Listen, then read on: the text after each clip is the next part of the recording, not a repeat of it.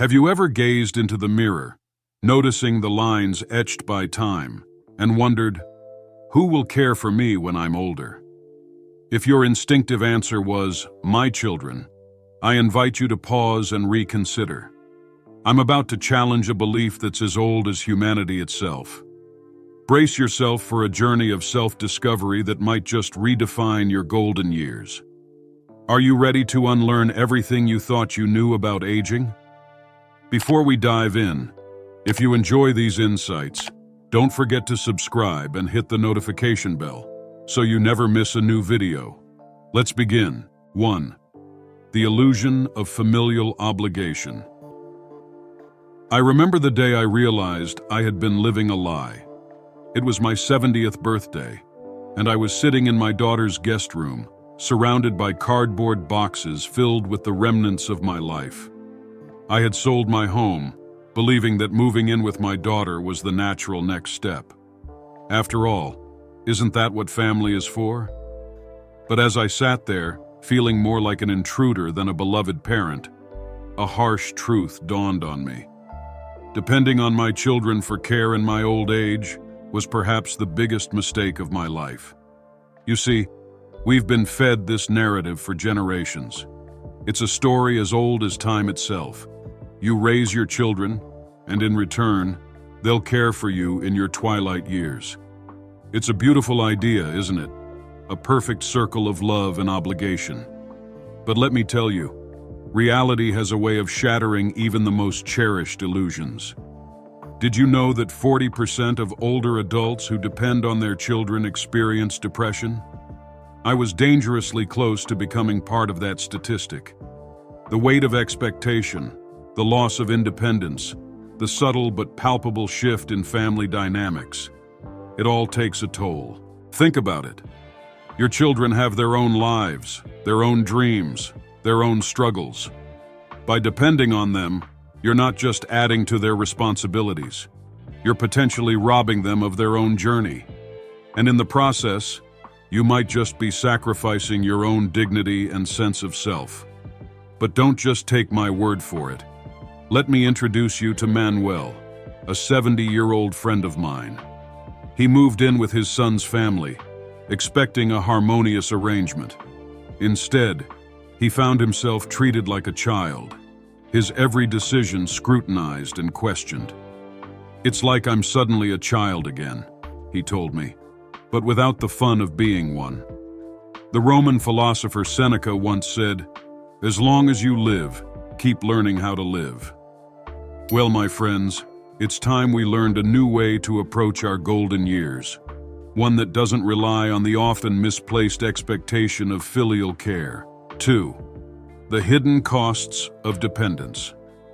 Now you might be thinking, but surely living with my children will save me money. Isn't that a smart financial decision? Oh, how I wish it were that simple. Let me paint you a picture. Imagine you're at a supermarket called Happy Old Age. You stroll down the independence aisle, picking up items like health, housing, and long-term care. When you reach the checkout, the total might shock you. But here's the kicker. The price of dependence is often far higher, and it's not always measured in dollars and cents. When you depend on your children, you're not just moving into their home. You're moving into their lives. You're becoming a part of their daily routine, their financial considerations, their stress. And trust me, stress has a way of compounding, like interest on a debt you never intended to accrue. Did you know that caregiving families often experience significant financial and emotional stress? It's like asking someone to carry a backpack that gets heavier with each passing day. Eventually, something has to give. But the real cost, the one that keeps me up at night, is the cost to your sense of self. Your autonomy, your dignity, your very identity. These are the true casualties of dependence. I learned this lesson the hard way. Every decision I made, from what to eat for breakfast to what clothes to wear, became a family discussion. My life, once my own, became a democratic process. And let me tell you, Losing the right to make your own choices is a high price to pay for care.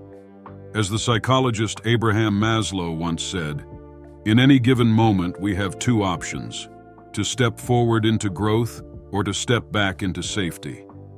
Depending on your children might feel like a step towards safety, but in reality, it's often a step away from personal growth and fulfillment.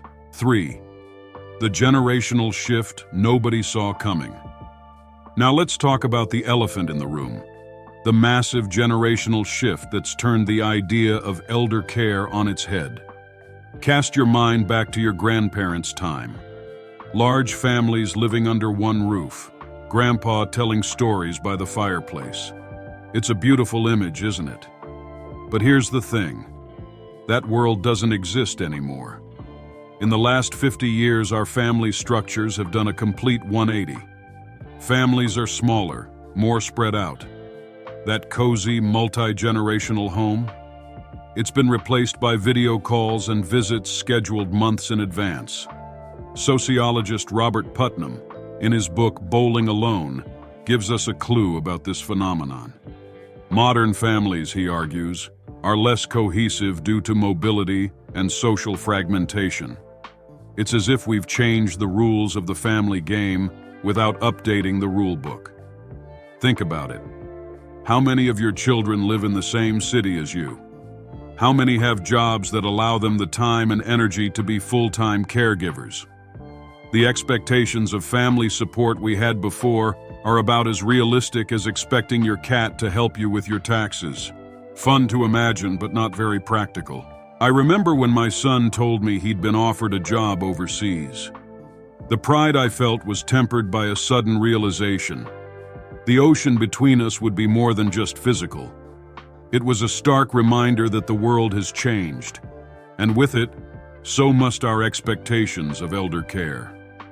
But here's the silver lining. This shift gives us an opportunity to redefine what it means to care for our loved ones. Maybe it's no longer about being physically present all the time, but about finding creative ways to stay connected and support each other. As Marcus Aurelius, the Roman emperor and philosopher, once said, "The universe is change. Our life is what our thoughts make it." So, my friends, it's time to change our thoughts about aging and family care. It's time to adapt, to plan, and most importantly, to maintain open communication with our loved ones. 4. The unexpected power of independence. Now let's talk about something that might surprise you. The incredible power of maintaining your independence in old age. When I first moved out of my daughter's house and into my own apartment, I was terrified. Could I really take care of myself? Wasn't I just being selfish, rejecting my family's help? But let me tell you, that decision turned out to be one of the best I've ever made. Why? Because independence, my friends, is like a muscle. The more you use it, the stronger it gets. Did you know that older adults who maintain their independence tend to have a better quality of life and experience less depression? It's true. There's something incredibly empowering about making your own decisions, managing your own life, even if it's more challenging than letting others take control. Take my friend Mrs. Amber, for example. At 75, she decided to move into a senior living community instead of living with her children. "It's like I've discovered a new youth," she told me, her eyes sparkling with excitement. "I have a book club, yoga classes, and even a theater group. Who would have thought that at 75, I'd be playing Juliet?" But independence isn't just about having fun. It's about maintaining your dignity, your sense of self. It's about continuing to grow and learn, even in your twilight years. As Socrates wisely said, the secret of change is to focus all of your energy, not on fighting the old, but on building the new. And that's exactly what independence in old age allows you to do, to build a new chapter of your life, one that's uniquely yours. Now, I'm not saying it's always easy. There will be challenges, moments of loneliness, times when you wish someone else could make decisions for you. But trust me, The rewards far outweigh the difficulties. Remember, choosing independence doesn't mean rejecting your family's love and support. It means redefining that relationship on terms that allow both you and your children to thrive. It's about interdependence, supporting each other while maintaining your individual lives. As the philosopher Khalil Gibran beautifully put it, let there be spaces in your togetherness. Those spaces, my friends, are where true love and respect can flourish. 5. Planning for a future of dignity. So, you might be wondering, how do I prepare for this independent future? Where do I even start? Well, my friends, the journey of 1,000 miles begins with a single step. And in this case, that step is planning. First and foremost, let's talk about financial planning. I know, it's about as exciting as watching paint dry. But trust me, it's the foundation of everything. Start by setting aside a small percentage of your income each month. It's like planting a seed. At first, you won't see much, but with time and care, it will grow more than you can imagine. Next, consider where and how you want to live. A smaller house, a senior living community, or maybe you prefer to stay where you are and adapt it to your future needs. There's no right answer, just the one that's best for you. But planning goes beyond money and housing. It's about cultivating relationships outside your immediate family. Join clubs, volunteer, make friends, build a support network that doesn't solely rely on your children. Remember, friends are the family we choose for ourselves. And let's not forget about health. As the ancient Roman poet Virgil said, the greatest wealth is health. Exercise, eat well, keep your mind active. Your future self will thank you. Now, I know what some of you might be thinking. Isn't this all a bit selfish? Let me assure you, it's not. By planning for your independence, you're not just helping yourself, you're helping your children too. You're freeing them from the burden of care, allowing them to be your children rather than your caretakers. Remember Mrs. Amber?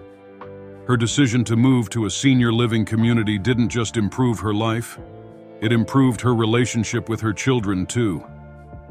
We enjoy our time together so much more now, she told me. There's no resentment, no obligation, just love. As we wrap up, I want to leave you with a thought from the philosopher Seneca. Life is long if you know how to use it. My friends, knowing how to use it means planning for a future where you can maintain your dignity, your autonomy, and your zest for life. So, take that first step today. Start planning. Start saving. Start building the support network that will allow you to age with grace and independence. Remember, the best time to plant a tree was 20 years ago. The second best time is now. Your golden years can be just that. Golden. Full of joy, dignity, and yes, independence. It's not just possible. With the right planning and mindset, it's inevitable. So, what will your future look like? The pen is in your hand. It's time to start writing the next chapter of your life. Make it a good one. Thank you for watching the entire video. If you find these insights valued, please comment number 1. If not, comment number 0. Your feedback means a lot to us. See you next time.